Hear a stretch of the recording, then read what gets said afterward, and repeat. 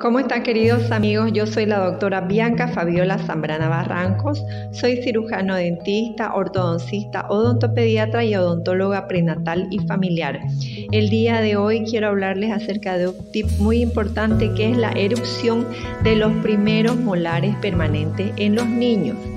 Estos primeros molares permanentes en los niños van a erupcionar entre los 6 y los 7 años.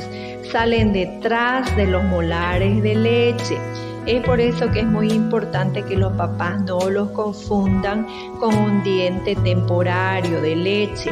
Hay que darle mucho cuidado porque ya es un molar permanente. Se lo debe limpiar, florizar, colocar sellantes, se le debe hacer las obturaciones adecuadas si es que lo necesita. Entonces yo los invito para que nos puedan visitar en mi clínica SEO, que estamos especializados en ortodoncia, en odontopediatría, odontología prenatal y familiar.